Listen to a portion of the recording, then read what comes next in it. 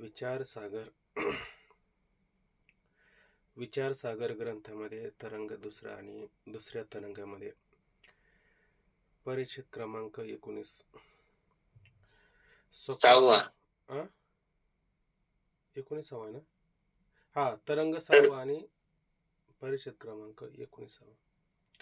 स्वप्नाप्रमाणे जागृत पदार्थास मिथ्यात्व सिद्धीविषयी शंका व समाधान. आता जे स्वप्नाप्रमाणे हे जे जागृत पदार्थ प्रतीतील येतात की नाही, तर त्या जागृत पदार्थात सुद्धा मिथ्यात्व, ते मिथ्यात्व त्याच्याविषयी सिद्धी विषयी शंका व समाधान. आता या ठिकाणी शिष्य जो आहे तो शिष्य काय म्हणतो की जागृत पदार्थ जे आहेत ते जागृत पदार्थ सत्य आहेत आणि स्वप्न पदार्थ जे आहेत ते त्या ठिकाणी मिथ्य आहेत. परंतु तो शिष्य जागृत पदार्थांना मात्र मिथ्या म्हणायला तयार नाही. कारण मग त्याला श्रीगुरूने आधी विचारलं की बाबा तुला हे स्वप्न पदार्थ मिथ्या का वाटतात, त्याचं कारण काय. तर त्यांनी कारण सांगितलं की स्वप्नाप्रमाणे जागृत पदार्थांचीही मिथ्या आहे असे वाटत नाही. का वाटत नाही? स्वप्न प्रपंच मिथ्या आहे नाही. तर इथे शिष्याने काहीतरी म्हटलं होतं. हा, तर शिष्याने असं म्हटलं होतं की स्वप्न पदार्थ जे आहेत ते स्वप्न पदार्थ आणि दुसऱ्या दिवशी जर स्वप्न पडलं किंवा ते स्वप्नामध्ये ते पदार्थ बदलत असतात. पण जेव्हा आपण जागृतीमध्ये येत असतो तेव्हा ते जागृतीतले पदार्थ म्हणजे स्त्री धन पुत्रादी तसेच असतात की नाही, तसेच असतात. म्हणून जागृत पदार्थ सत्य असतात आणि स्वप्न पदार्थ मिथ्या असतात असं त्यांनी निर्णय केलेला होता.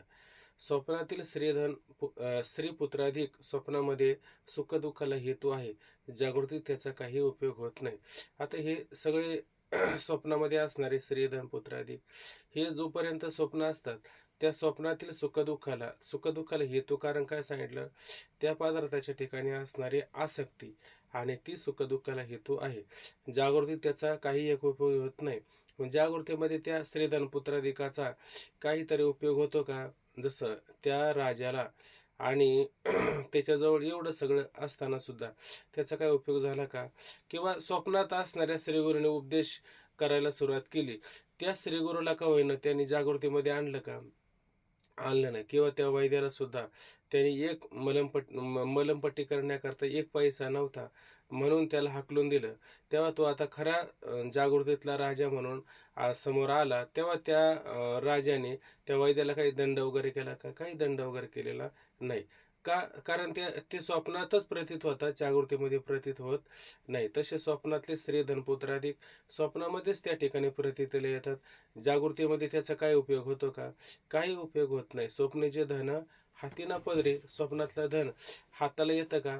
काही शिल्लक राहत नाही. ते स्वप्नामध्ये नष्ट होऊन जात असतं, त्याचा अभावच होऊन जातो. म्हणून तो मिथ्या आहे असा माझा निश्चय झाला. म्हणून स्वप्न पदार्थ काय मिथ्या आहे असा माझा त्या ठिकाणी काय झाला, निश्चय झाला. म्हणजे याच्यातून काय घ्यायचं, स्वप्नातला एकही पदार्थ जागृतीमध्ये उपयोगात आणता येत नाही. म्हणून ते पदार्थ कसे आहेत, मिथ्या आहेत आणि जागृतीतले पदार्थ सत्य आहेत असं त्यांनी निर्णय केला का नाही. मग असा का निर्णय केला की जागृतीतले पदार्थ सुद्धा स्वप्नामध्ये उपयोगी नसतात म्हणून ते मिथ्या आहे असं म्हणायला काय हरकत होतं का?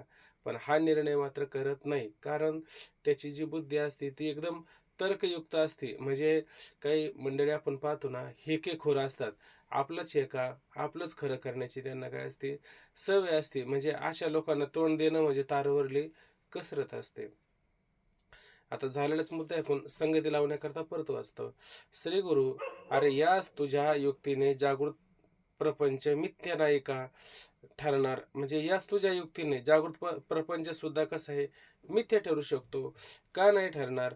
जसं स्वप्नातील पदार्थाच्या जागृतीत काही उपयोग होत नाही, त्याचा अभाव होऊन जातो, त्याप्रमाणे जागृतीतील पदार्थांचा स्वप्नामध्ये काही उपयोग होत नाही. जसे जागृतीत स्वप्नातले पदार्थ जागेपणी उपयोगाचे नाही आणि जागे असणारे जागेपणीचे पदार्थ स्वप्नामध्ये काही उपयोगाचे होत नाही, त्याचाही स्वप्नामध्ये काय होतो, अभावच होऊन जातो. मग जागृतीतील पदार्थ मिथ्या का नव्हेत? म्हणून जागृतीतील पदार्थांना मिथ्या का म्हणता येणार नाही? ते पदार्थ सत्य म्हटलं असतं, पण त्याचा काहीतरी स्वप्नामध्ये उपयोग झाला असता. आता काहींना स्वप्न पडतं की नाही, तर ते स्वप्न पडतात जेव्हा जागृतीत येतात तेव्हा ते काय पर्याय करतात, समजा तुळशीच्या कानात तुळशीजवळ जाऊन ते स्वप्न सांगायचं, असं स्वप्न त्या ठिकाणी पडलं, आहे का नाही? की असं तुम्ही सांगताय का नाही? किंवा त्याच्यासाठी काहीतरी शास्त्राने काही उपाय सांगले, ते उपाय पण तुम्ही करता. तरी स्वप्न पडतं का नाही? स्वप्न अवस्थेत गेलं का स्वप्न पडतं आणि जागृत अवस्थेमध्ये आल्याच्या नंतर जागृत अवस्थेत जागृत अवस्था प्रतीतीला येते. आता तुम्ही कितीही जागृतीमध्ये तुळशीच्या कानात जर सांगायचा प्रयत्न केला, तर स्वप्नात काय बदल होतो का? स्वप्न जसं आहे तसं पडतं आणि जागृतीमध्ये असणारे जे स्त्रीधन पुत्राधिक आहे का नाही, हे आपल्याला कधी-कधी इतके प्रतिकूल होत असतात, की त्यांचा अगदी आपल्याला कंटाळा येऊन जात असतो. तर मग त्या स्वप्नामध्ये एखादा कोणी गुरुजी भेटला, तर तो तुम्हाला काही उपदेश करून त्याच्यातून मुक्त करतो का? काहीच मुक्त करत नाही. याचा अर्थ स्वप्नातल्या पदार्थामध्ये काय मागं म्हटलं, समान सत्तेमध्ये साधक-बाधक व्यवहार होत असतो. विषम सत्तेमध्ये साधक-बाधक व्यवहार होतो का? होत नाही. मग जसे हे, तसे ते आणि तसे ते, तसे हे. जसं स्वप्नातलं तसं जागृतीत आणि जसं जागृतीतलं तसंच स्वप्नात. जसं हे, तसं ते आणि तसं ते, तसं हे. असंच त्या ठिकाणी म्हणायचं. जागृतीतील पदार्थांचा स्वप्नात येत किंचितही उपयोग होत नाही. याचबद्दल एका राजाची कथा 5व्या तरंगाच्या आरंभी सांगितली आहे. तिचा पुन्हा विचार कर. झाले आपलं सांगून आता. मस्त उशाला वैद्य, सैनिक, शस्त्र, धन, धान्य सारं होतं, पण काही उपयोगाचं ठरलं नाही. कुठं? स्वप्नामध्ये. आणि स्वप्नातला वैद्य वगैरे किंवा त्या सद्गुरू वगैरे त्याला जागृतीमध्ये सुद्धा उपयोगाचे ठरले नाही, असं लक्षात येतं. शिष्य जागृतीतील पदार्थ मिथ्या नाहीत, याचे दुसरे कारण असे. आता शिष्य परत काय करतो? तो हार आहे ना, मानायला तयार नाही. तो काही जरी झालं ना, तर कुठं का होईना श्रीगुरूंना त्याच्यामध्ये पकडण्याचं काम तो करत असतो. तर तो दुसरा पर्याय सांगतो. याचे दुसरे कारण असे आहे, की ते असे की स्वप्नानंतर मनुष्य पुन्हा जागृत होतो. आता स्वप्न पडून झालं की नाही प्रात्यभाषिक सत्तेतलं आणि जेव्हा तो जागा होतो की नाही, तेव्हा पहिल्या जागृतीत जे पदार्थ असतात, तेच दुसऱ्या जागृतीत असतात. म्हणजे आता काल आपण काय 19वा परिच्छेद पाहिला होता आणि आज तरी कोणता परिच्छेद पाहतोय? 19वाच पाहतोय का नाही? का त्याच्यात काय बदल झाला का? तेच बायका-पोरं, तेच घरदार, तेच काम, तोच धंदा, तीच सृष्टी, सारं तेच असतात का नाही? त्याच्यात काही बदल होतो का? काही त्यामध्ये बदल होत नाही. पण स्वप्नामध्ये बदल होतो का नाही? तुम्ही म्हणता का? नाही कालचं जे स्वप्न आहे ना, याने सकाळी लवकर उठवल्यामुळं पहाटेला 5 वाजायचा टाईम झालता. मी म्हणलं 5:30ला उठावं. पण ते गजर वाजल्यामुळं 5 वाजताच उठावं लागलं. ते स्वप्न अपुरं राहिलं का नाही? जाऊ दे आता अपुरं राहिलं तर संध्याकाळी लवकर झोपू आणि आपण संध्याकाळी परत ते स्वप्न परत आहे तसं पाहायला सुरुवात करू. म्हणजे आपला तिथं क्रम चुकणार नाही. असं कधी होतं का स्वप्नामध्ये? का स्वप्न आपल्या मनावरचे? आपलं स्वप्न मानव नाही. स्वप्न जसं पडेल तसं पाहावंच लागत आहे का नाही? तिथं आपण कसे असतो परतंत्र असतो आणि जागृतीमध्ये कसं असतो आपण स्वतंत्र असतो. आता पाठ घ्यायचा आहे का नाही घ्यायचा? विषय समजून सांगायचा का नाही सांगायचा? समजून सांगायचं तर सांगायचा. आपल्या मनावर आहे का नाही जागृतीतलं? तसं स्वप्नातलं आपल्या मनावर आहे का? स्वप्नात तर आपल्या मनावर नाही. का बरं? ते अविद्येचं कार्य आहे. त्याच्यामध्ये कार्यकारण भाव दिसत नाही. म्हणून ते काय झालं? अविद्येचं कार्य आहे. जसं पडेल तसं पाहावं लागतं. हे शिष्याला जरा थोडं आपण सहकार्य करून सांगायला काय हरकत आहे का? कारण आपण किती जरी तो शोभेच्या दारूचा हत्ती छान बनवला, तरी एक दिवस त्याला पेटवायचंच आहे ना आपल्याला. तसं छान करायला काही हरकत नाही ना आपल्याला. हे छानच करायचं, अपवाद चांगला करायचा. मग त्याचा आपलं आरोप चांगला करायचा. नंतर अपवाद पण आपल्याला चांगल्या प्रकारे करता येतो, असं लक्षात घ्यायचं. स्वप्नानंतर मनुष्य पुन्हा जागृत होतो, तेव्हा पहिल्या जागृतीत जे पदार्थ असतात, तेच दुसऱ्या जागृतीत असतात आणि तेच पदार्थ दुसऱ्या जागृतीत बदलतात का? आहे तसेच राहतात. आहे तसेच त्या ठिकाणी राहते. तसे प्रथम स्वप्नाचे पदार्थ दुसऱ्या स्वप्नाच्या वेळी नसतात. पण पहिल्या स्वप्नातलं काल जे स्वप्न पाहिलं, उद्याला तेच पडेल का? बरं काल पाहिलं तेच परवा दिवशी स्वप्न होतं का? का याचा क्रम एकसारखा राहतो, स्वप्नाचा क्रम? एकसारखं स्वप्नाचा क्रम राहत नाही आणि जागृतीमध्ये क्रम जसा आहे तसा आहे का नाही? बालपण, तरुणपण, वार्धक्य हे जसं आहे म्हणजे 5 वर्षापर्यंत, 10 वर्षापर्यंत, 15 वर्षापर्यंत पौगंडावस्था, कौमार्यावस्था, तारुण्य अवस्था, नंतर थोडं वार्धक्य, म्हातारपण असं हळू येतं का नाही त्याला? अ, हळू एकसारखं येतं का नाही? का एकदमच बालपण येतं, नंतर तारुणपण येतं? काही क्षणातच बालपण, काही क्षणातच तारुणपण असं वाटतं का? त्याला काही काळ लागतो का नाही? प्रत्येकाचा काळ आहे का नाही? तसं स्वप्नामध्ये काही काळ वगैरे काही लागतो का? स्वप्नामध्ये काही काळ नाही. सारं कसं एकदम युगपत होत असतं. म्हणून त्याचं असं म्हणणं आहे, की बाबा प्रथम स्वप्नाचे पदार्थ दुसऱ्या स्वप्नाच्या वेळी नसतात. म्हणून स्वप्न पदार्थाहून जागृत पदार्थांचा भेद आहे. म्हणून ह्या सगळ्या गोष्टींचा विचार केल्याच्या नंतर स्वप्न पदार्थापेक्षा स्वप्न पदार्थाहून आणि जागृत पदार्थ याच्यामध्ये काय आहे, अतिशय भेद त्या ठिकाणी आपल्याला पाहायला मिळतो. याच करता मिथ्या नाहीत अशी शंका येते. काय मिथ्या नाही याच करता असं शिष्याने म्हटले बरं? जागृत मिथ्या नाही का स्वप्न मिथ्या नाही? जागृती पदार्थ मिथ्या नाही. जागृत पदार्थ मिथ्या नाही. आधी तो काय म्हणत होता? स्वप्न पदार्थ सत्य आहे. म्हणजे स्वप्न पदार्थ सत्य आहे. इथूनच तरंगाला काय झाली? सुरुवात झाली होती. आहे का नाही? पण आता स्वप्नाला त्याने मिथ्या मांडलं. हे तरी आपल्याला एक काम हे सुद्धा एक जमेची बाजू झाली. आता फक्त जागृत पदार्थ मिथ्या नाही असं त्या ठिकाणी म्हणतो. एवढं काम आपल्याला अर्ध करायचं राहिले. मग आता प्रातिभाषिक सत्ता निवृत्त झाली आणि व्यावहारिक सत्ता निवृत्त झाली. तर कोणती सत्ता राहणारी? पारमार्थिक सत्ता. सत्ता जाण्याची की जय मायबाप. आता त्या सत्तेचा बात करावा लागतो का? त्या सत्तेचा बात करावा लागत नाही. म्हणजे आता निम्म काम झालेलंच आहे. म्हणजे एका सत्तेची निवृत्ती झाली. राहिल्यापैकी दुसरी सत्ता फक्त काय करायची? निवृत्त करायची.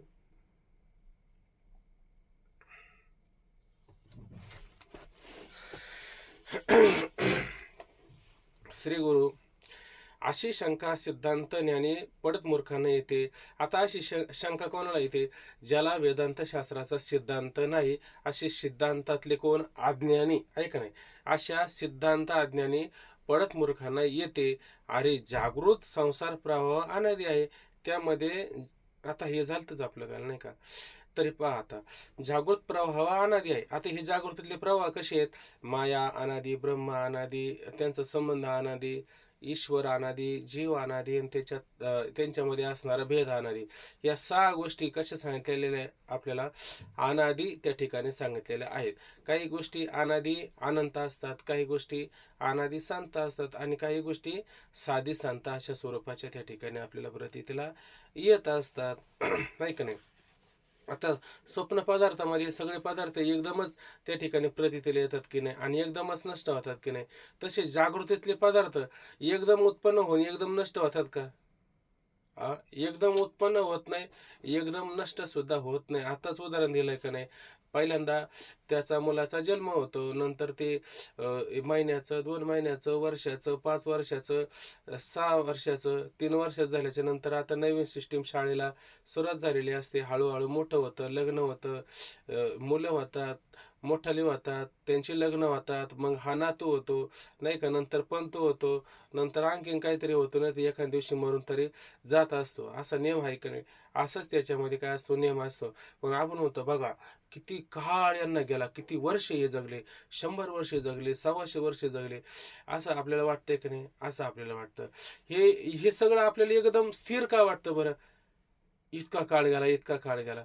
त्याचं कारण आहे, त्याची गती जी असते ना, ती तीव्र असते. कालच उदाहरण दिलं की नाही माऊलींची? ते काय? पै भिंगोरी निधी पडली, ती गमे भूमीची जैसी जडली, ऐसा वेग अतिशय बोली हेतू आहे. त्याचा वेग इतका असतो का ते जणू काही भिंगरी जमिनीला चिकटलेली आहे, इतकी स्थिर त्या ठिकाणी वाटते.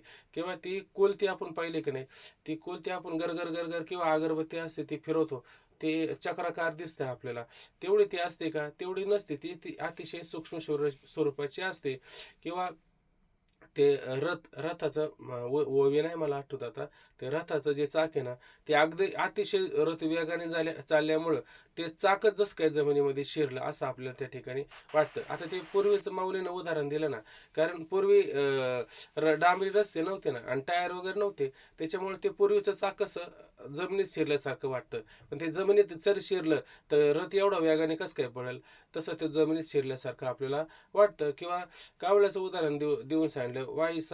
वाईसा बुबळे एकीकडे, वाईसा एके बुबळे दुईकडे, डोळा चाळीता पडे, दोही आतो ऐसा पडे ब्रह्मजीवा.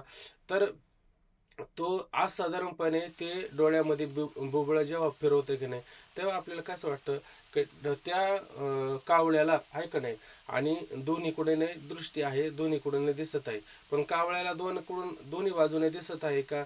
एका डोळ्याने कावळा पाहत असतो, एका डोळ्याने कावळा पाहत असतो. पण ते बुबडं अशी फिरवल्यामुळं असं वाटतं इकडे खरं आणि इकडे खरं. तसं आपल्याला असं वाटतं का हा प्रपंच संसार खरा आहे. पण खरा आहे असं आपल्याला प्रतीतीला काय येतं? आईसा वेग अतिशय भुली भुली हेतोय. तो त्याचा वेगच इतका असतो का ते आपल्याला खरं आहे असं त्या ठिकाणी प्रतीतीला येत असतं. तसं हा देह आणि खरा आहे असं आपल्याला प्रतीतीला येतो. पण याचं आयुष्य किती जर वाद चालले बरं. हे कळतं का आपल्याला? काही त्या ठिकाणी कळत नाही. पण ते वेगामुळे आपल्याला स्थिर आहे असं माऊली त्या ठिकाणी आपल्याला सांगतात. म्हणून हे सगळं कसं आहे, अनादि आणि प्रवाह रूपाने त्या ठिकाणी सुरू आहे. त्यामध्ये जीवांना जागृत, स्वप्न, सुषुप्ती ह्या अवस्था येतात. त्यामध्ये किती अवस्था येतात? एक जागृती, स्वप्न, सुषुप्ती एवढ्याच अवस्था येतात. त्याच्यापेक्षा अधिक अवस्था येतात का? अधिक अवस्था येत नाही. आले तर एखाद्याला झापड लावली तर मरगळ, मूर्छा अशी येऊ शकते, आहे का नाही?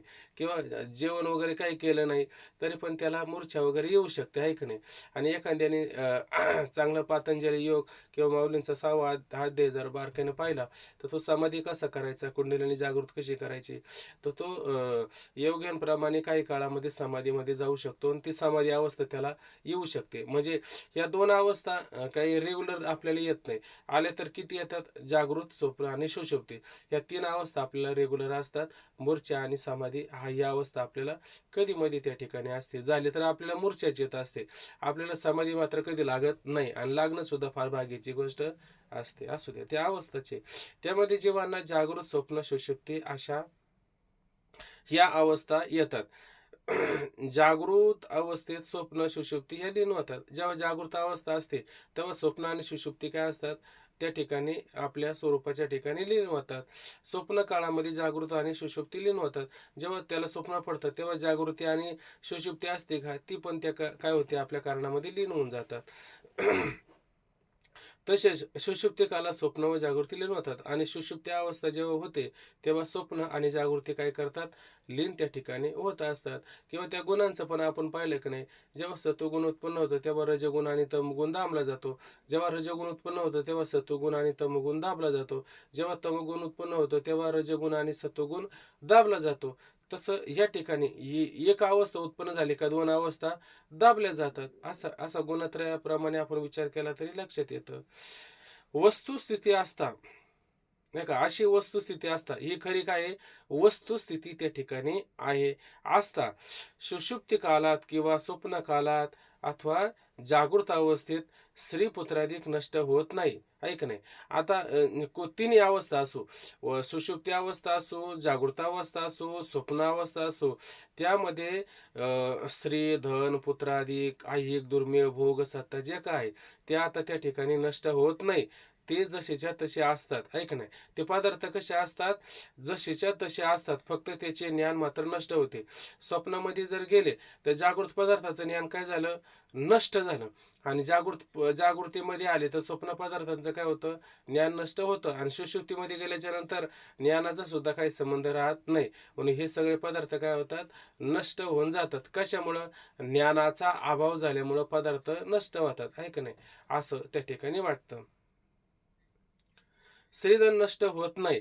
फक्त जसेच्या तसे असतात. ते पदार्थ काय असतात? जसेच्या तसे हे असतात. फक्त त्याचे ज्ञान मात्र नष्ट होतात. म्हणजे पदार्थ तसाच. आता काय नाही राहिलं त्याचं ज्ञान आपल्याला राहिलेलं नाही. घरामध्ये आपण ग्रंथ इतके आणून ठेवतो. बरोबर की नाही?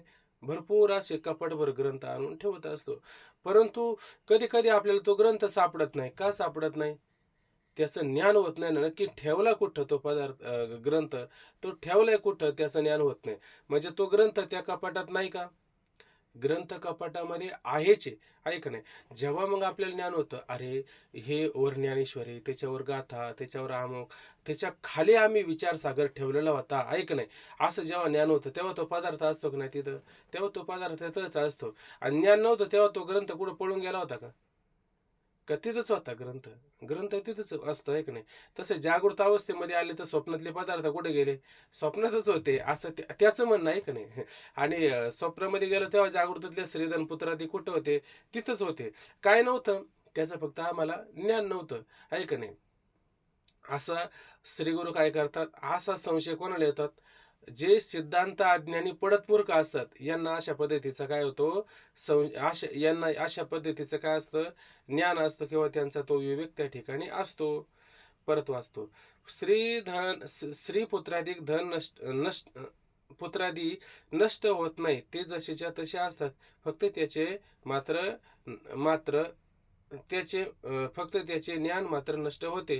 पुन्हा जागृत होतो तेव्हा प्रथम जागृतीतील विद्यमान पदार्थाचे ज्ञान होते, एवढेच. आणि जेव्हा तो परत जागृत होतो तेव्हा ते विद्यमान असणारे पदार्थ प्रतितील येतात की नाही, तेव्हा त्याचं काय होत असतं? ज्ञान होत असतं, एवढेच. पदार्थ तेच असतात असा अज्ञानी मूर्खांचा समज असतो, आणि पदार्थ तेच असतात, फक्त काय होत असतं? ज्ञान नसतं असं त्या अज्ञानी सिद्धांत अज्ञानी आणि पडत मूर्खांना असा पद्धतीचा समज होत असतो. पण सिद्धांत असा आहे की आता काल सिद्धांताला आपण येऊन टेकलो आणि वेळ आपली संपून गेली. आता जरा थोडं बारकाईने लक्षात घ्या. काय आलं? हा मुद्दा जर इथला एवढा पॅरेग्राफ जर श्री गुरु आणि शिष्यापर्यंत जर कळाला ना, तर पुढचा सुद्धा मुद्दा आपल्याला सहज होऊन जाऊ शकतो.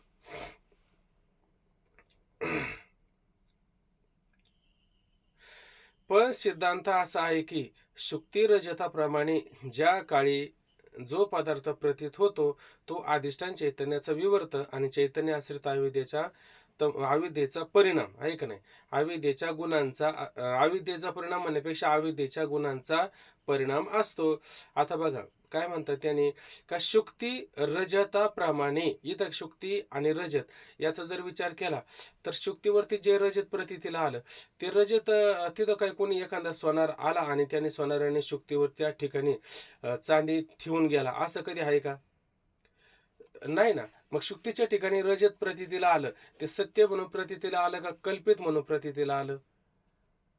कल्पित आलं प्रतितीला. कल्पित म्हणून रजत प्रतीतीला आलं. आपल्याला असं कळतं की नाही. मग ते कल्पित जेव्हा पदार्थ असतो किंवा तो पदार्थ आद्य स्वरूप असतो, तो अधिष्ठानाहून भिन्न असतो का अधिष्ठान रूपच असतो?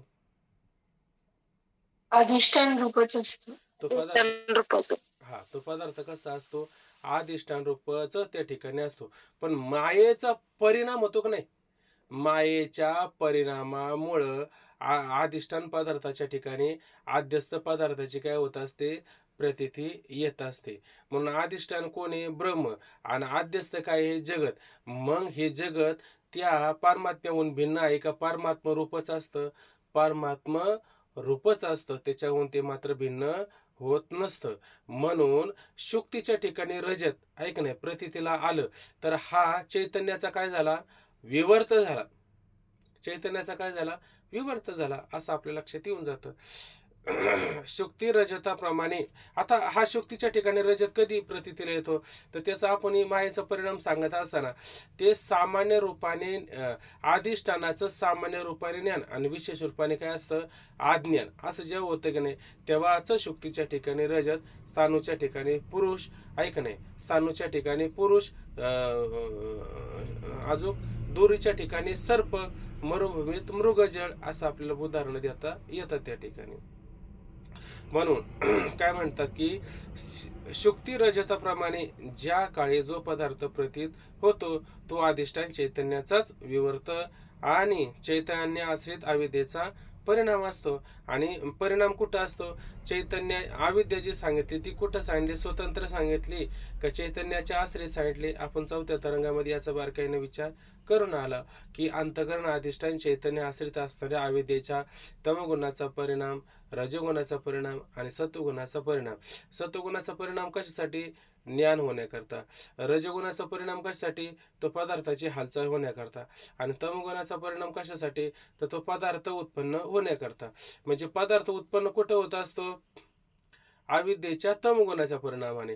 पदार्थाचं ज्ञान कुठं होत असतं? अविद्येच्या सत्वगुणाने. आणि पदार्थाची क्रिया कुठं होत असते?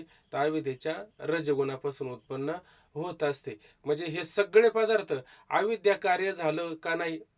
बघा बरं आता सगळं जागृतीतले पदार्थ सुद्धा अविद्याकारी आहे का नाही, आणि स्वप्नातले पदार्थ सुद्धा अविद्याकारी आहे का नाही. म्हणजे जागृती, स्वप्न सुद्धा हे सगळं काय आहे, अविद्येचं कार्य असून ती अविद्या स्वतः स्वतःहून अनिर्वचनीय अशा स्वरूपाचे असल्यामुळं हे सगळे पदार्थ कसं असतात, उत्पन्न होत असताना अनिर्वचनीय उत्पन्न होतात. असा सरळ मुद्दा आहे का नाही. किंवा एवढ्या मुद्द्यामध्ये आपल्याला सगळा परिचित लक्षात येऊ शकतो का नाही, सारा लक्षात येऊ शकतो.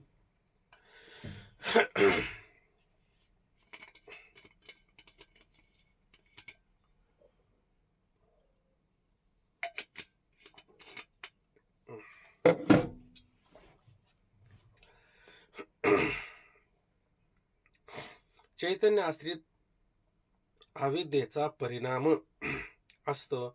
अविद्येच्या तमोगुणाचा परिणाम विषय. आता अविद्या जी आहे का नाही, त्या अविद्येच्या तमोगुणापासून काय होत असतो, घटपट हे सगळे पदार्थ, हे सगळे विषय, घटादी विषय उत्पन्न होत असतात.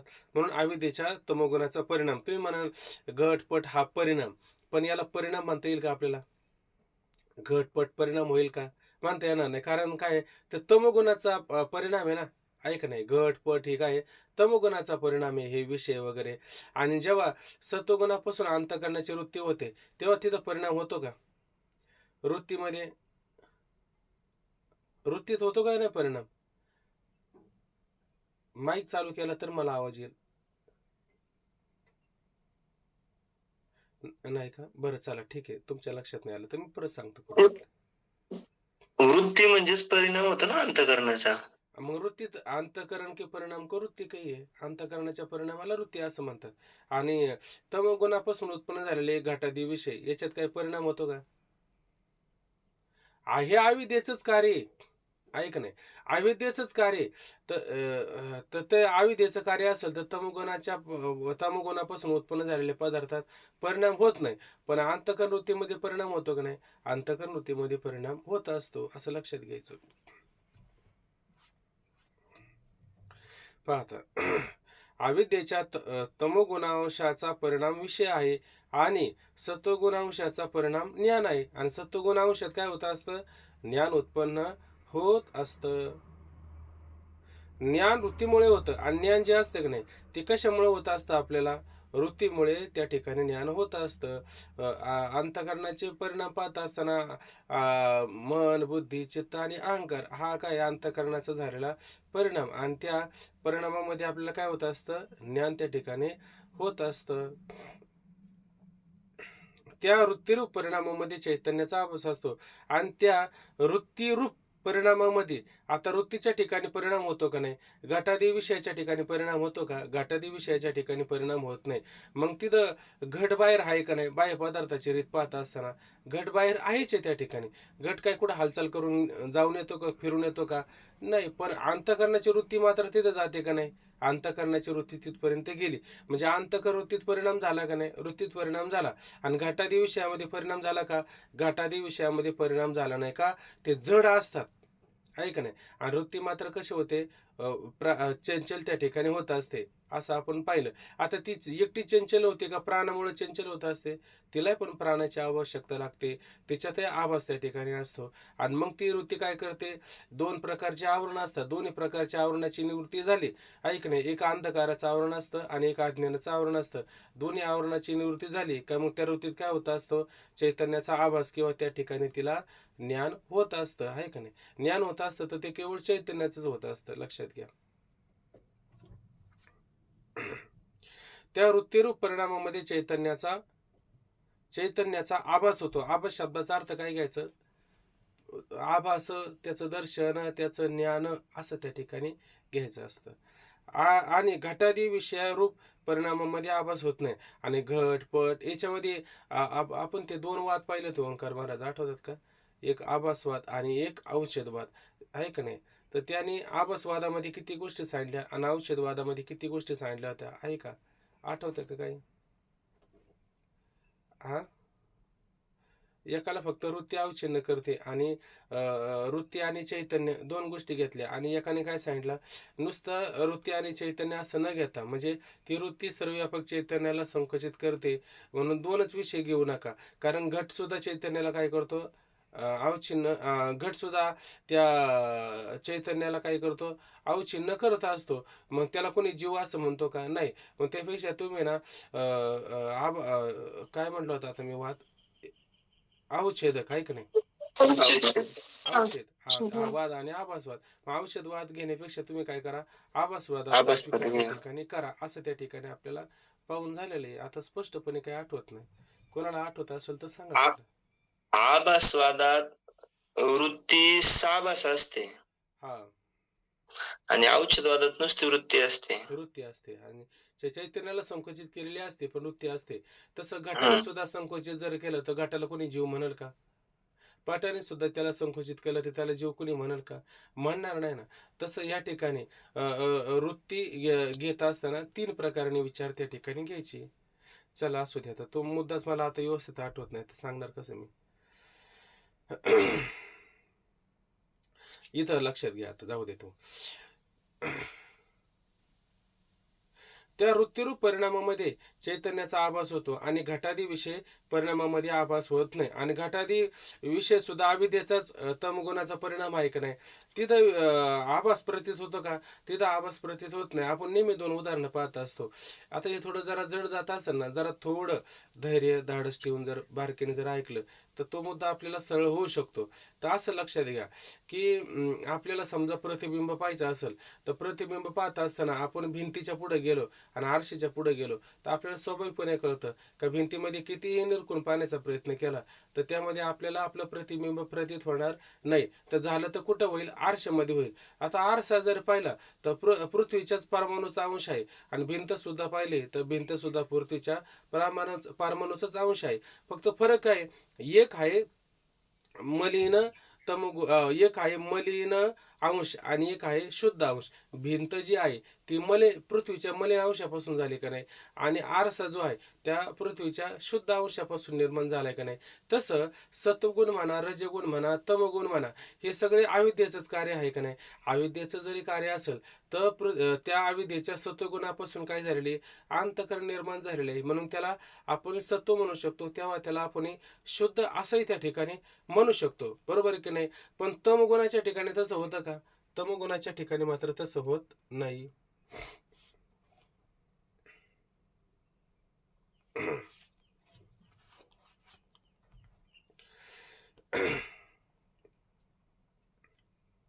घटादी विषय रूप परिणामामध्ये आभास होत नाही. विषय आणि वृत्ती दोन्हीही अविद्येचा परिणाम आहे हे खरे. तथापि घटादी विषय अविद्येच्या तमगुणाचा परिणाम म्हणून मलिन आहे. याकरता त्या चैतन्याचा आभास होत नाही आणि म्हणून चैतन्याचा आभास होत नाही. आभास होत नाही. आभास शब्दाचा अर्थ काय घ्यायचा इथं? आभास, भास. हा अवघटापटाला ज्ञान होतं का?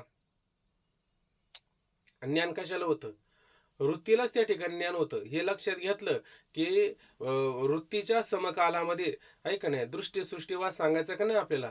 म्हणजे वृत्तीच्या समकाली वृत्तीच्या म्हणजे ज्ञानाच्या समकालीच तो पदार्थ असतो आणि ज्ञान जर नसेल तर तो पदार्थ सुद्धा त्या ठिकाणी नसतो. आता असं म्हणायचं नाही ते पदार्थ आधीच होते आहे का नाही, फक्त जागृत झाल्याच्या नंतर आपल्याला त्याचं ज्ञान होतं असं म्हणून चालेल का? असं म्हणून चालणार नाही. पदार्थ आहे तिथं, पण त्याचं ज्ञान नसेल तर पदार्थ असून सुद्धा नसल्यासारखा होतो की नाही? असून सुद्धा नसल्यासारखा होत असतो. आपल्याला जर डोळ्याला दृष्टी नसेल किंवा डोळ्याने दिसायचं बंद झालं तर पदार्थ समोर नाही का? पदार्थ समोर आहे का नाही याच्यापेक्षा तुम्हाला त्याचं ज्ञान आहे का नाही हे फार महत्वाचं आहे का नाही, हेच त्या ठिकाणी महत्वाचं आहे. म्हणून ज्ञानाच्या समकालीच पदार्थांना सत्ता असते. ज्ञान नसेल तर पदार्थाला सत्ता आहे का? ज्ञान नसेल तर पदार्थाला सुद्धा सत्ता राहत नाही, असं लक्षात घ्यायचं. म्हणून त्यात आभास होतो. इथं आलतो नाही का? याकरता त्या चैतन्याचा आभास होत नाही. अंतःकरण वृत्तीत सत्वगुणाचा परिणाम म्हणून स्वच्छ आहे, म्हणजेच ते शुद्ध आहे, म्हणून त्याचा आभास होतो. वृत्ती चैतन्य ग्रहणाची योग्यता आहे. आता त्या अंतःकरण वृत्तीमध्ये आभास ग्रहणाची योग्यता आहे का नाही? जसं आरशामध्ये प्रतिबिंब पडण्याची योग्यता आहे का नाही? ग्रहण करण्याची योग्यता आहे का नाही? आहे. आणि भिंतीमध्ये आहे का? भिंतीमध्ये मात्र नसते. म्हणून काय म्हटलं, की त्यात आभास म्हणजे त्या वृत्तीत आभास चैतन्य ग्रहणाची योग्यता आहे. म्हणून वृत्ती व चिन्ह चैतन्यास ज्ञान आणि साक्षी म्हणतात. म्हणून वृत्ती व चिन्ह म्हणजे काय? वृत्तीनं संकुचित केलेलं आहे का नाही?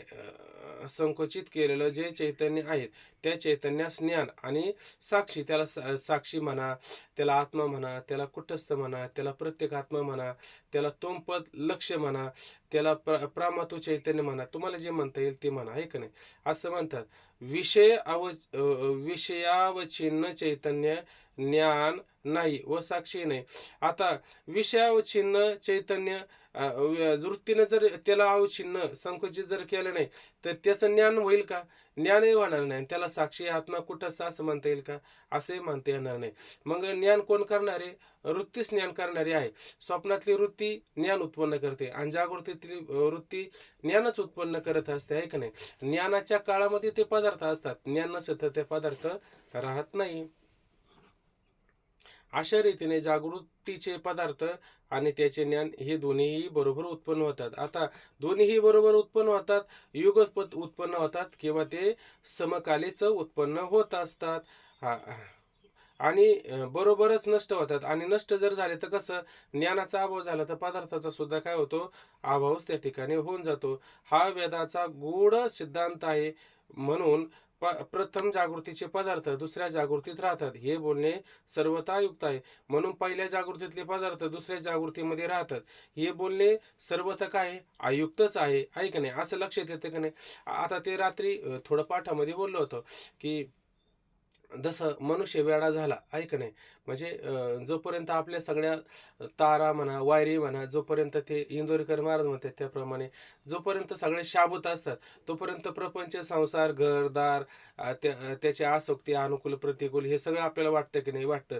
पण काहींच्या अगदी त्या तारा तुटून जातात, वायरी तुटून जातात, आहे का नाही? पूर्णपणे डोक्यामध्ये शॉर्ट सर्किट होतो. तेव्हा ते घरदार सोडून कुठंतरी रस्त्याने सायरा फिरत राहतात की नाही? का बरं? ते पदार्थांना सत्ता आहे का आता तिथं? आपल्याला तर पदार्थ वगैरे सगळे दिसतात, त्याला दिसतात का ते पदार्थ?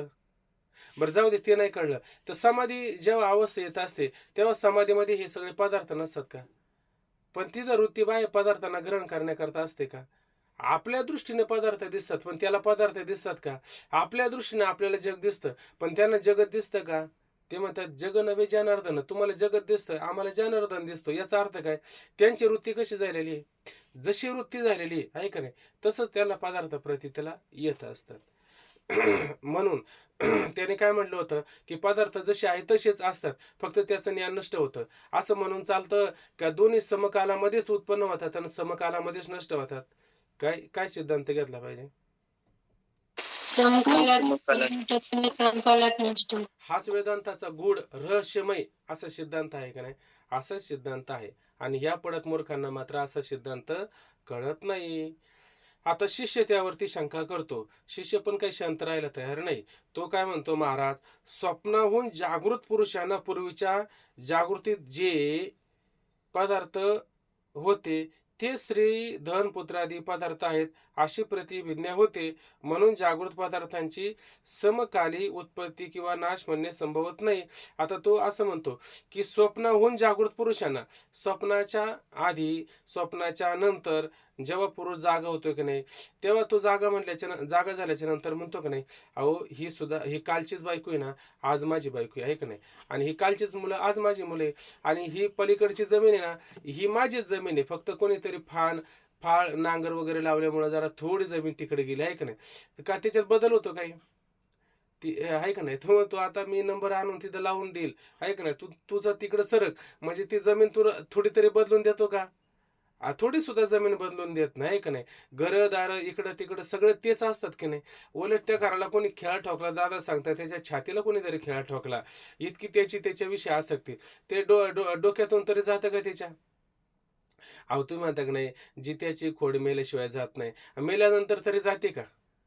हा तरी तुम्ही म्हणता की नाही, अहो ते ते असं करा, ते कावळा काही शिवणार नाही. त्यांना काय लागत होतं म्हणे, ते घेऊन या म्हणले आणि तिथं ठेवलं का मग ते तो कावळा वगैरे शिवतो. असं आपण पाहतो की नाही नेहमी. म्हणजे तर आता स्वप्नामध्ये जर किती जरी ते नष्ट जर झालं, पण जागृतीमध्ये त्याचं नष्ट होतं का? हां, जागृतीमध्ये नष्ट होत नाही. जागृतीमध्ये काय आहे, स्त्री, धन, पुत्रादिक मात्र जसे आहे तसेच. त्याच्यात थोडा तरी बदल होतो का? जागृत पदार्थामध्ये बदल होत नाही आणि स्वप्न पदार्थामध्ये मात्र बदल होत असतो. म्हणून जागृत पदार्थ सत्यच आहे, असा त्याचा अट्टहास आग्रह असतो. परत वाचतो. स्वप्नाहून जागृत पुरुषांना पूर्वीच्या जागृतीत जे पदार्थ होते तेच स्त्री, धन, पुत्रादिक पदार्थ आहेत, अशी प्रतिभिज्ञा होते. प्रतिभिज्ञा तशीच होते का? प्रतिभिज्ञा मात्र तशीच होत असते. म्हणून जागृत पदार्थाच्या समकाली उत्पत्ती किंवा नाश म्हणणे संभवत नाही. म्हणून जागृत पदार्थांची समकाली ज्या काळामध्ये ज्ञान, त्या काळामध्ये पदार्थ. ज्या काळामध्ये ज्ञान नाही, त्या काळामध्ये पदार्थ नसतो. पदार्थ नसतो मग जागृत, मग आम्ही स्वप्नामध्ये गेलो, तर आमच्या जमिनी, घरदार काय बदललं का? तसंच राहिलं. तसंच राहिलं ना का त्याच्यात बदल झाला घरादारामध्ये काही? हां, काल आपलं झोपडी होती आणि आज आपला बंगला झाला. असं काही होतं का? काय झोपडी झोपडीच राहते आपली. झोपडी झोपडीच राहते. पदार्थात काही बदल होतो का? पदार्थामध्ये काही बदल होत नाही. म्हणून जागृत पदार्थाच्या समकाली उत्पत्ती किंवा नाश म्हणणे संभवत नाही. पदार्थ पदार्थ ज्ञान उत्पत्तीच्या पूर्वी असतात आणि ज्ञान नाशानंतरही राहतात. पदार्थ ज्ञान उत्पत्तीच्या पूर्वी म्हणजे आम्ही स्वप्नात किंवा सुषुप्ती गेलो तेव्हाही पदार्थ होता आणि जेव्हा आम्हाला स्वप्न पडलं तेव्हा आम्हाला त्या जागृत पदार्थाचं ज्ञान नव्हतं. तेव्हाही मात्र तो पदार्थ जसा आहे तसाच होता. हे अनुभवाच्या दृष्टीने जास्त संगतवार दिसते. असं शिष्य काय म्हणतो, हे प्रत्येकाला याचा अनुभव नाही का? आणि अनुभवाच्या दृष्टिकोनातून पाहिलं तर हे जास्त संगतवार आहे का नाही? हे शिष्याला असं वाटतं का आपल्याला पण तसं वाटतं? पहा बरं. आपल्याला सुद्धा हे वाटत नाही का? वाटतं. हा? संगत वर्गासारखं वाटते. म्हणजे शिष्य सुद्धा इतकं सहकार्य करतो आपल्याला की आपल्या ठिकाणी अज्ञान जे आहे त्या अज्ञानाचा काय झालेला आहे, वज्रलेप झालेला आहे. वज्रलेप म्हणजे काय, एकावर एक थर, एकावर एक थर, असं तर थर बसू बसू काय होतं, आतली जी वस्तू असते ती एकदम आतमध्ये दाबली जाते आणि तिला किती पाहण्याचा प्रयत्न केला तर तिचं दर्शन होत नाही. म्हणजे हा शिष्य जो आहे एवढं आपल्याला सहकार्य करतो की असं वाटतं का हा शिष्य जणू काय आपलंच प्रतिनिधित्व त्या ठिकाणी करत आहे आणि आपल्यासाठी तो उपकार करून सरीगोडकून योग्य उत्तर आहे तो काढण्याचा प्रयत्न करत आहे. म्हणून तो म्हणतो हे जास्त संगतवार दिसते का नाही? जास्त संगतवार आपल्याला दिसतं.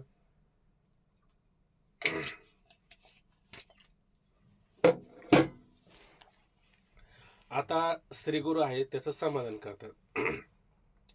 तू म्हणतो ना बाबा की ज्ञान उत्पत्तीच्या पूर्वी सुद्धा पदार्थ असतो आणि ज्ञाननाशानंतर सुद्धा पदार्थ असतो असं तू म्हणतोय की नाही? तो सुद्धा तुझ्या ठिकाणी काय आहे? भ्रम आहे. कसा भ्रम आहे? स्वप्न पदार्थ ही ज्या क्षणी दिसतात त्या क्षणी उत्पन्न होतात. स्वप्न पदार्थ तुला कधी उत्पन्न होताना दिसतात? स्वप्न पदार्थ ही ज्या क्षणी दिसतात, ज्या क्षणाला तुला त्या पदार्थाचं ज्ञान होतं, त्या क्षणाला तुझं स्वप्न पदार्थ तुला प्रतीतीला येतात की नाही? त्या क्षणाला आपल्याला स्वप्न पदार्थ प्रतीतीला येतात. असे असूनही स्वप्न काळी सर्वांना हे पर्वत, समुद्रादी पदार्थ माझ्या जन्माहून पूर्वीच उत्पन्न झालेले आहेत. माझ्या पश्चातही अनंत काळ राहणार आहे, अशी बहुत काळची स्थिरता होते. स्वप्नामध्ये समजा आपण पाहिलं की हा जो कैलास पर्वत आहे, हा कैलास पर्वत कधी झालेला आहे? आता त्या बिहारमध्ये तो मंदार पर्वत वगैरे असं ते आता आपल्याला ऐकायला मिळतं. किंवा समुद्र मंथन, तो मंदार पर्वत कुठे आहे, वासुकीनाग कुठे आहे का नाही, असं आपल्याला प्रतीतीला येतं की नाही? किंवा आजही आपण इथे 8 लोकांचं वर्णन त्याच्यामध्ये केलेलं आहे का ते चिरंजीवी आहेत. त्याच्यामध्ये हनुमंतराय आपण पाहतो चिरंजीवी आहेत. 8 जणांचे नाव आहे का नाही माहिती आपल्याला? तो याचा मुलगा काय त्याचं नाव, अश्वत्थामा. अश्वत्थामा वगैरे. अश्वत्थामा. हे सगळं आपल्याला वाटतं की नाही तसं? हे सगळं आपल्याला त्या ठिकाणी चिरंजीवी आहेत. पर्वत हा फार पूर्वीचा आहे का नाही? असं आपल्याला त्या ठिकाणी प्रतीतीला येतं की नाही? असं आपल्याला प्रतीतीला येतं. हे स्वप्नामध्येच दिसतं की नाही आपल्याला? म्हणजे पर्वत, नदी, नाल्या, हा सूर्य कधीचा आहे? हा सूर्य फार पूर्वीचा आहे आणि त्या सूर्याला मी हा योग सांगितला. अर्जुन म्हटला, तू त्याला कसं काय योग सांगितला? हा सूर्य तर अनादी काळचा आहे, सृष्टीच्या आरंभीचा सूर्य आहे. असं अर्जुन भगवंताबरोबर त्या ठिकाणी संवाद करताय की नाही चौथ्या अध्यायामध्ये. चौथ्या अध्यायामध्ये असा विचार त्या ठिकाणी करतात. तसं स्वप्नामध्ये आपल्याला हे सगळे पदार्थ जर प्रतीतीला आले, तर हा पदार्थ जो आहे पर्वत, हिमालय हे जे पदार्थ आहेत, हे आपल्याला अनादीच वाटतात का अल्प वाटतात बरं तिथं? आनंदी वाटतात. हे स्वप्नामध्ये अनादीच वाटतात का नाही? आनंदी वाटतात. हां, का त्याला आपण म्हणतो की नाही, नाही. आता हे आपल्याला थोडं स्वप्नाचं ज्ञान झालंय त्याच्यामुळं थोड्या काळापर्यंत हे प्रतीतीला येणार आहे आणि नंतर काय होणार आहे, हे नष्ट होणार आहे. असं तिथं वाटतं का? नाही वाटत. नाही. उलट तिथं आपण पाहिलं, हिमालय पाहिला, तर हिमालय कसं वाटतं आपल्याला? अनादी काळचा हिमालय आहे, सूर्य अनादी काळचा आहे, चंद्र अनादी काळचा आहे, पृथ्वी अनादी काळची आहे. असं त्या ठिकाणी अधिक काळ आहे, अशी आपल्याला प्रतीती अनुभव येतो का नाही? स्वप्नात असतो. जैसे स्वप्न माझी देखीजे, ते स्वप्न जे साचा पाहिजे. मग तिथं म्हणतो का आपण का हे स्वप्नातलं थोड्या काळापर्यंत प्रतीती येणार आहे आणि जागृत पदार्थ सत्य आहे? नाही. जागृतीमध्ये आल्याच्या नंतर लगेच म्हणतो, नाही, नाही, स्वप्नातलं काय स्वप्न असतं, स्वप्नातलं काय मनावर घ्यायचं असतं का? आणि स्वप्नामध्ये जेव्हा जातो, तेव्हा तो म्हणतो की नाही जागृतीतलं काय? अहो, जागृतीतलं त्याला आठवत पण नाही आणि त्या जागृतीचा पूर्ण काय होतो? विसर पडतो. आणि जागृतीचा जर त्याला विसर पडला असता, तर स्वप्नात दुःख झालं असतं का? उलट त्याने जागृतीमध्ये विचारसागर ऐकलेला होता आणि स्वप्नामध्ये त्याच्यावरती लांडगा चव, नाही तर तिकडे वैद्य येऊ, नाही तर काय येऊ, तर त्याला तिथं भीती वाटली असते का? दुःख झालं असतं का? झालंच नसतं. मग स्वप्नामध्ये तो जागृत पदार्थांना किंवा त्या विषयांना किंवा त्या ज्ञानाला पूर्णपणे विसरतो का नाही? विसरून जात असतो आणि स्वप्न पदार्थ त्याला त्या ठिकाणी खरे खरे म्हणून प्रतीतीला येत असतात, असं लक्षात घ्यायचं. अशी बहुत काळ स्थिरतेची भ्रांती होते म्हणून ज्या अविद्येने मिथ्या पर्वत समुद्रादी उत्पन्न केले. आता ज्या अविद्येपासून ते मिथ्या पर्वत म्हणा, समुद्र म्हणा उत्पन्न केलेले आहे, त्या अविद्येपासूनच त्या पदार्थांच्या ठिकाणी बहुत काळची स्थिरता होते आणि ते समुद्र, चंद्र, सूर्य, पृथ्वी, हिमालय वगैरे हे सुद्धा आपल्याला अधिक काळ प्रतीती कशामुळे येते? ती अनिर्वचनीय अविद्येमुळेच येत असते, ऐक नाही. आणि ते पदार्थ का प्रतीत होतात? अविद्येच्या अनिर्वचनीय तेमुळे आपल्याला ते पदार्थ सुद्धा उत्पन्न होताना, दिसताना किंवा त्याची स्थिरता आपल्याला प्रतीतीला होत असते. केवळ पदार्थ प्रतीतीला येतो असं नाही, त्याचा काळ सुद्धा त्या पदार्थाबरोबर आपल्याला अनिर्वचनीय प्रतीतीला येत असतो. हा अविद्येचा काय असतो? परिणाम त्या ठिकाणी होत असतो, हे लक्षात घ्यायचं. त्या अविद्येपासून त्या पदार्थाच्या ठिकाणी बहुत काळची स्थिरता आणि स्थिरतेची प्रतीती अनिर्वचनीय उत्पन्न होते. आता जे अनिर्वचनीय असते ती सत नसते, असत नसते, सतासतन, विलक्षण, अनिर्वचनीय, मिथ्या म्हणजे बादयोगी असते, असं लक्षात येतं का नाही? हेच लक्षात येतं. त्याचप्रमाणे जागृत पदार्थाच्या ठिकाणी ही बहुत काळची स्थिरता असते. तसं जाग जर झालं की नाही, तेव्हा सुद्धा ते आपल्याला हा पर्वत आहे, ही नदी आहे, हे सगळे आपल्याला प्रतीतीला येतं की नाही? ही स्थिरता आपल्याला कशामुळे प्रतीतीला येते? जसं स्वप्नामध्ये अनिर्वचनीय प्रतीतीला येते, तशी जागृतीमध्ये सुद्धा ती कशी येते प्रतीतीला? अनिर्वचनीयच प्रतीतीला येत असते. जसं ते तसं हे आणि ते वेगळं आहे का? बरं, याला कारण कोण आहे? तेच. आणि त्याला कारण कोण आहे? तेच. ते कारणामध्ये कधी बदल आहे का? जसं कारण असतं तसंच कार्य असतं की नाही? जसं त्या ठिकाणी अनिर्वचनीय अविद्या जर कारण ठरली स्वप्नाला, तर जागृतीला कोण ठरते? तीच त्या ठिकाणी ठरत असते. मग जसं ते तसं हेच, असं म्हणता येतं. परंतु अविद्येच्या सामर्थ्याने मिथ्या स्थिरता पदार्थाबरोबर उत्पन्न होऊन प्रतीत होते. आता शिष्य त्या ठिकाणी परत एक शंका करतो. तर शिष्य काय म्हणतो, पहा आपल्याला वेळ आहे ना? आहे, चला 10 मिनिटं आपण घेऊ शकतो, कारण उशिरानेच आपण सुरू करतो ना. आपल्याला आता सगळ्यांना आता आपण 5 वाजून 10 मिनिटं, 5चा टाईम संपून गेलेला आहे. 10 मिनिटं किंवा 15 मिनिटं उशिराने म्हणल्यावर पाठ सुद्धा आपला तसाच थोडा उशिराने होत राहतो. श्री गुरु आता शिष्य म्हणतो, महाराज, स्वप्न पदार्थ साक्षात अविद्येचा परिणाम आहे आणि जागृत पदार्थ साक्षात अविद्येचा परिणाम नाही. आता शिष्याचं काय म्हणणं आहे की स्वप्न पदार्थ जे आहे का नाही, तो अविद्येचा परिणाम असून जागृत पदार्थ मात्र अविद्येचा परिणाम नाही. का बरं जागृत पदार्थ अविद्येचा परिणाम नाही? अशी घटाची उत्पत्ती दंड चक्र कुलालापासून होते, तशी सर्व जागृत पदार्थाची उत्पत्ती आपापल्या कारणापासून होते. आता मला सांगा, जागृतीमध्ये ऐक नाही, पहिल्यांदा कोण असतो? कुंभार असतो, बरोबर ना? नुसता कुंभार घाटाला उत्पन्न करतो का? कुंभार त्याचं उपादान, कुंभार कारण नाही का? कारण आहे. पण त्याचं उपादान कारण कुंभार आहे का? निमित्त कारण कुंभार आहे? निमित्त कारण आणि कुंभार. माती उपादान कारण आहे. आणि अन्यथा कारण कोण आहे? अन्यथा कारण त्याची बायको, किंवा गाढव वगैरे गाढव म्हणा, टोपली, फावडी, हे पण लागतात की नाही आणण्याकरता? हे पण अन्यथा कारण आहे ना त्याचं, आहे का नाही? त्याचं म्हणजे उपादान कारण झालं माती, आणि निमित्त कारण झालं, उपादान कारण झालं माती, निमित्त कारण झालं कुंभार वगैरे, अन्यथा कारण बायको, गाढव वगैरे, हे असं लागतंच की नाही? चक्र, दंड वगैरे, हे सगळ्या गोष्टी लागतात. म्हणजे याच्यामध्ये कार्य आणि कारणभाव आहे का नाही? याच्यामध्ये कार्य कारणभाव आहे. तसं त्याचं म्हणणं आहे, स्वप्नामध्ये कार्य कारणभाव आहे का? स्वप्नामध्ये कुंभार येतो, मग तो घड बनवतो, अमुक होतं, तमुक होतं, हे सगळं आणि रोचने एकदमच युगपत उत्पन्न होत असतं. युगपत उत्पन्न होत असतं. तसं इथं तुम्हाला जागृतीमध्ये हे सगळं युगपत उत्पन्न होताना दिसतं का? अचानक तुम्हाला घटाचं ज्ञान झालं, घट समोर येतो का? नाही होत, नाही येत, नाही का? का त्याला कुंभाराला सांगावं लागतं. घर उत्पन्न करायचं असेल तर आपल्याला ते गवंडी, कामगार, त्याचं साहित्य, हे सगळं आणावं लागतं. कितीतरी दिवस वाट पाहावं लागते, आहे का नाही? मगच ते उत्पन्न होतं की नाही? मग उत्पन्न होत असतं. एकदम असं ज्ञान झाल्याच्या बरोबर उत्पन्न होतं का? उत्पन्न होत नाही. म्हणून लोक म्हणतात, आम्ही एवढे स्वप्न पाहतो, पण आमचे स्वप्न कधी साकार होतील, आहे का नाही? स्वप्न साकार होण्याकरता कार्यकारण भाव लागतो की नाही? कार्यकारण भाव त्या ठिकाणी आपल्याला लागत असतो. बघा ना, हे एकदम आपल्याला शिष्य जेव्हा शंका करतो, तेव्हा शंका सुद्धा आपल्याला एकदम बरोबर वाटते की नाही? हे असं वाटतं श्रीगुरूंचं ऐकूच नाही, उलट शिष्याने सांगितलं ना तेच आपण ऐकावं, असं वाटतं की नाही? असंच आपल्याला वाटतं. चला, असू द्या. महाराज, स्वप्न पदार्थ साक्षात अविद्येचा परिणाम आहेत आणि जागृत पदार्थ साक्षात अविद्येचा परिणाम नाहीत. अशी घटाची उत्पत्ती, अशी नाही, इथं इथं शब्द करा, जशी करा, जशी. इथं अशी शब्द आला की नाही? तिथं जशी घटाची उत्पत्ती दंड, चक्र, कुलालापासून होते, तशीच सर्व जागृत पदार्थांची उत्पत्ती आपापल्या कारणापासून होते. तशी सगळ्या जागृत पदार्थांची उत्पत्ती सुद्धा कुठे? आपापल्या कारणापासून उत्पन्न होते. जसं आपल्याला आता म्हटलं नाही, घट बनवायचा असेल तर घटाला कारण काय? दंड, चक्र, आहे का नाही? मृत्ती काय? हे घटाला कारण आहे. आणि पटाला कारण कोण आहे? पटाला तंतू. तंतू. तंतू, फणी, धोटे, हे काय आहे? पटाला कारण त्या ठिकाणी आहे. बरं, पटाचं कारण घाटाला होईल किंवा घाटाचं कारण पटाला होईल का?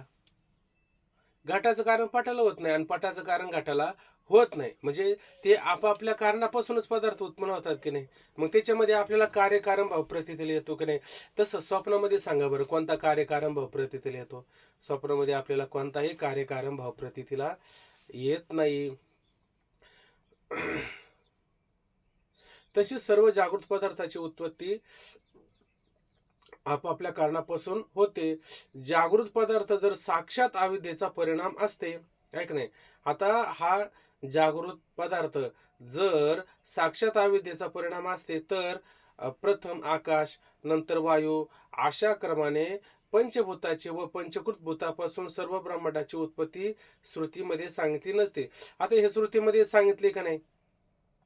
पहिल्यांदा त्या परमात्म्याच्या ठिकाणी एको श्याम अशी भावना, अशी इच्छा होते, संकल्प होतो, तेव्हा त्या मायेकार्याने काय होत असतं?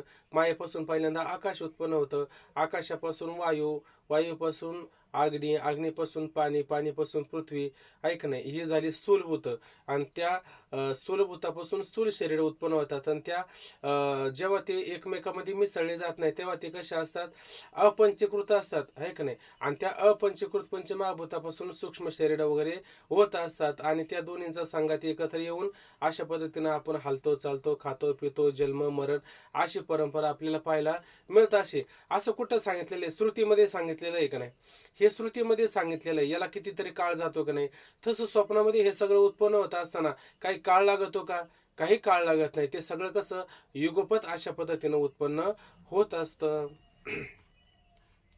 तशीच सर्व इथं परत वाचतो. जशी घटाची उत्पत्ती दंड चक्रा कुलालापासून होते, तशीच सर्व जागृत पदार्थाची उत्पत्ती आपापल्या कारणापासून होते. जागृत पदार्थ जर साक्षात अविद्येचा परिणाम असते तर प्रथम आकाश वायू नंतर प्रथम आकाश नंतर वायू अशा क्रमाने पंचभूताचे पंचकृत पंचमहाभूतापासून सर्व ब्रह्मांडाची उत्पत्ती श्रुतीमध्ये सांगितली नसते. ज्या अर्थी श्रुतीनं कार्य कारण भाव परंपरेने ईश्वर सृष्टी जागृत पदार्थ आपापल्या उपादानाचा परिणाम आहे. आपापल्या उपादानाचा परिणाम जसं घटाला कारण सांगितलं आणि पटालाही कारण सांगितलं. घटाला कारण माती कुंभार आणि पटाला फणी धोटे असं कारण सांगितलं का नाही. म्हणजे आपापल्या कारणापासूनच ते उत्पन्न होत असतात असं श्रुतीनं आणि शास्त्रामध्ये वेदामध्ये उदाहरण देऊन सांगितलं का नाही. का विनाकारण आम्ही तसं सांगतो? विनाकारण आम्ही सांगत नाही. याचा आम्हाला आमच्याकडे काय प्रमाण त्या ठिकाणी आहे का नाही. मग आम्ही बोलतो ते कसं बोलतो? प्रमाणाने युक्त बोलतो की नाही. आम्ही प्रमाणाने युक्त त्या ठिकाणी बोलतो. म्हणजे आम्हाला परत विरोध करायचं काही कारण आहे का? विरोध करायचं काही कारण राहत नाही. साक्षात अविद्येचा परिणाम नाही आणि जागृत पदार्थ साक्षात अविद्येचा परिणाम आहे का? साक्षात अविद्येचा परिणाम नाही. तो जागृत पदार्थ कशाचा परिणाम आहे? नाही लक्षात आलं का अजून काही पण? अहो जागृत पदार्थ कशाचा परिणाम आहे? उत्पन्न होत असतात. माईक चालू केल्यावर आवाज येणार मला. अविद्येचाच परिणाम. अविद्येचाच परिणाम आहे ना. शिष्याचं म्हणणं काय? जागृत पदार्थ तमोगुणाचा परिणाम. अहो जागृत पदार्थामध्ये कार्यकारण भाव परंपरा आहे का नाही? स्वप्नामध्ये कार्यकारण भाव परंपरा आहे का? स्वप्नामध्ये नाहीये. आता तू म्हणतो जागृत पदार्थामध्येच आहे. जागृत पदार्थामध्ये आहे आणि प्रमाणयुक्त आहे का नाही? प्रमाणयुक्त आहे. तसं स्वप्न कसं आहे? अविद्येचा परिणाम आहे. एकदमच उत्पन्न होतं आणि नष्ट पण होऊन जातं. तसं हे एकदम उत्पन्न होतं नष्ट होतं का? नाही. याच्यामध्ये काय असतं? कार्यकारण भाव परंपरा असते. कुंभार जरी घटाला कारण जरी असला निमित्त कारण आहे का नाही. मग कुंभार समजा कुंभाराने गट बनवला आणि गट बनवून जरा थोडा मला विसावा घ्यावा आणि त्याच्यातच त्याला अटॅक आला आणि कुंभार मरून गेला तर घटाचा काही लगेच नाश होतो का? निमित्त कारणाचा नाशाने कार्याचा नाश होतो का? असं नाही. कार्य तसंच राहतं आहे का नाही. म्हणून हे पदार्थ कसे याच्यामध्ये कार्यकारण भाव आहे. जोपर्यंत कारणाचा नाश होत नाही तोपर्यंत कार्याचा नाश होतो का? कार्याचा नाश होत नाही. तसं जागृत झाल्याच्या नंतर ते पदार्थ जे आहे ते सगळे नष्ट होऊन जातात की नाही? नष्ट होऊन जातात. म्हणून जागृतीमध्ये कार्यकारण भाव परंपरा श्रुतीनं सांगितलेली आहे. तसं स्वप्नामध्ये कार्यकारण भाव परंपरा सांगितली का? नाही सांगितले. म्हणून तिथं काय अविद्येचा साक्षात परिणाम असून जागृतीमध्ये अविद्येचा परिणाम नाही, तो कार्यकारण भावाचा परिणाम आहे असं लक्षात येतं. असं ही शंका सगळ्यांच्या लक्षात आली का? पण ही जर शंका लक्षात आली नाही तर किती गोकंपट्टी करून जरी पाहिलं तर लक्षात येणार नाही. हे लक्षात आलं पाहिजे. साक्षात अविद्येचा परिणाम नाही आणि स्वप्न पदार्थ साक्षात अविद्येचा परिणाम आहे असे सांगितले आहे. यावरून स्वप्न पदार्थाहून विलक्षण जागृत पदार्थ काही अल्प काळ स्थिर व काही अधिक काळ स्थिर असून त्याचा एकमेकांमध्ये कार्यकारण भाव आहे. म्हणून काय म्हणतात, ह्या सगळ्यावरून काय झालं, स्वप्न पदार्थापेक्षा स्वप्न पदार्थाहून विलक्षण वेगळं जागृत पदार्थ जे काय आहेत ते कसं आहे, त्याला अल्पकाळ स्थिर व अधिक काळ स्थिर असून त्याचा एकमेकांमध्ये कार्यकारण भाव आहे. आता स्वप्न कसं असतं, अल्पकाळ असतं, तसे जागृतीमध्ये सुद्धा पदार्थ अल्पकाळ पण असतात आणि काही बहुत काळ पण असतात की नाही. आता नदी पर्वत समुद्र हे बहुत काळ आहे का अल्पकाळ आहे? हे बहुत काळ आहे. हाय का नाही, बहुत काळ आहे. आणि समजा काही काही पदार्थ असे असतात की आता जन्माला येतात आणि लगेच मरून जातात, असे पण पाहतो की नाही आपण. म्हणजे ते अल्पकाळ त्यांना असतो आणि काही ना बहुत काळ त्या ठिकाणी असतो, असं पाहायला मिळतं की नाही, असं पाहायला मिळतं. म्हणजे जागृत पदार्थ अल्पकाळ स्थिर व काही अधिक काळ स्थिर असून त्याचा एकमेकांमध्ये कार्यकारण भाव आहे. आणि प्रत्येक पदार्थाला एकमेकाला कार्यकारण भाव आहे का नाही, एकमेकांमध्ये कार्यकारण भाव आहे. कार्यकारण भावापासून हे कार्यकारण भाव जर नसेल तर हे उत्पन्न होतं का? उत्पन्न होत नाही. एकमेकाला कार्यकारण भाव आहे. जसं गायीपासून काय होत असतं, गायला वासरूच होत असतं, आईला मूल होत असतं. हे एकमेकाला कार्यकारण भाव आहे का नाही? एकमेकाला कार्यकारण भाव असतं. याच्यामध्ये काही विरोध आहे का? विरोध नाही. म्हणून स्वप्न समान जागृती नाही, जागृतीचे पदार्थ सत्यच आहे. म्हणून स्वप्न समान जागृती, स्वप्नासारखी जागृती मात्र म्हणता येणार नाही. जागृतीतले पदार्थ सत्यच आहे असं लक्षात येतं. आता हा मुद्दा आहे ना, पुढचा वाचून घेऊ आपण, थांबून घेऊ वाटलं असतं, वेळ होत आलेला आहे. फक्त आता उद्या परत याच्यावरती आपण विचार करू. जसं मागचा विचार आपण मागच्या पानावर केला की नाही, तसा विचार आपण उद्याला पुन्हा या पानावरला करू. आता सध्या वाचून घेतो. श्री गुरु, हे म्हणणे बरोबर नाही, कारण जागृत पदार्थात जसा कार्यकारण भाव दिसतो त्याप्रमाणे स्वप्न पदार्थ हे कार्यकारण भाव प्रतीत होतो. स्वप्नातील कुंभारही दंडचक्राच्या साहाय्यानेच घट उत्पन्न करतो. तसेच आपण आपल्या गायीस वत्स किंवा आपल्या स्त्रीस पुत्र झाल्याचे पाहतो. त्यास घट, वत्स, पुत्र यांच्या ठिकाणी कार्यता आणि अल्पकाळ स्थिरता प्रतीत होते. आणि हे सर्व पदार्थ समकालीच आहेत, कोणी कोणाचे कारण नाही. आता त्याचं काय, तो काय म्हणतात, जागृत पदार्थ मध्ये कार्यकारण भाव असतात की नाही. मग स्वप्नामध्ये तुम्हाला घट प्रतीतीला आला की नाही, तो घट प्रतीतीला असा एकदम येतो का त्याला पण कारण कुंभार प्रतीतीला येत असतो आपल्याला स्वप्नामध्ये. स्वप्नातलं घट कोण आपोआप तयार होतो का, त्याला कुंभारच कारण असतो, मातीच कारण असते. कुंभाराचं मातीच कारण असते ना. गायला वासरून, स्त्रीला मूल, असं होत असतं की नाही. हे पण तसं स्वप्नात काही वेगळं प्रतीतीला येतं का. जसं जागृतीमध्ये प्रतीतीला येतं तसं स्वप्नामध्ये आपल्याला प्रतीतीला येत असतं. आणि हे सर्व पदार्थ समकालीच असतात. आणि हे समकाली म्हणजे ज्ञान समकालीच असतात. समकाली शब्दाचा अर्थ घ्यायचा, ज्ञान समकाली असतात. वृत्ती असते तर पदार्थ, आणि वृत्ती नसेल तर पदार्थ नाही. दृष्टी सृष्टी वादाप्रमाणे हे सर्व पदार्थ समकालीच आहे, कोणी कोणाची कारण नाही. घट, गाय, वत्सादिक व त्यांची कारणाची अविद्याच उपादान कारण आहे. घट म्हणा, गाय म्हणा, वत्स म्हणा, जे काही पदार्थ असतो त्या सर्व पदार्थांची कारणता कोण असतं, उपादान कारण अविद्याच त्या ठिकाणी असते. तसेच जागृतीच्या पदार्थाची कोणी कोणी अधिक काळची कारण रूपाने, कोणी अल्प कालाचे कार्य रूपाने स्वप्नाप्रमाणे प्रतीत होते, आहे की नाही. जसं जागृतीमध्ये जास्त काळ, अधिक काळ म्हणजे बहुत काळ, अल्प काळ जसं तुम्हाला प्रतीतीला येतात की नाही, तसं स्वप्नामध्ये जर हिमालय पाहिला तर स्वप्नातला हिमालय तुम्हाला अल्प काळाचा वाटतो का बहुत काळाचा वाटतो.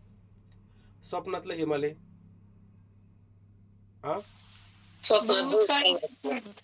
तो पण बहुत काळाचा प्रतीत येतो की नाही. आणि समजा आता हे चिलट वगैरे तुम्हाला प्रतीतीला येतात की नाही. बरं, माशीचं आयुष्य किती, बरं माशीचं अहो ही माशी आता बसते, हे आता हे मच्छर वगैरे यांचं आयुष्य, हे जर स्वप्नामध्ये प्रतीतीला आलं की 100 वर्षाची वाटतात का 2-3 दिवसाची सोबती असं वाटतं. म्हणजे स्वप्नामध्ये सुद्धा जशी जागृतीमध्ये आपल्याला अनुभूती प्रतीत येते, स्वप्नात काही वेगळी येते का. स्वप्न सुद्धा वेगळी येत नाही. तिथं सुद्धा कार्यकारणता भाव नसतो का स्वप्नामध्ये. तुम्ही म्हणता जागृतीमध्ये कार्यकारण भाव असतो आणि स्वप्नामध्ये नसतो का. स्वप्नामध्ये सुद्धा तशाच प्रतीतीला आपल्याला अनुभव येत असतो,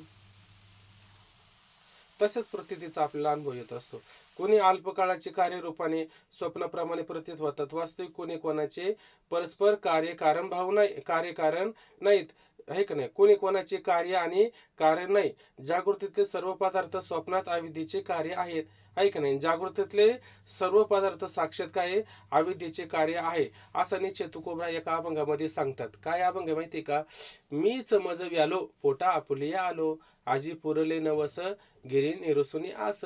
आजी पुरले नवस, काय नवस होते, सगळे आशा ही समूळ खरून काढावी, आशाच नष्ट झाली. म्हणजे कोणी कोणाचं कारण नाही आणि कोणी कोणाचं कार्य नाही. मग हे सगळं प्रतीतीला येतं. हे कोण आहे, याला कारण मीच आहे. म्हणजे हे सगळं कोण व्यालो.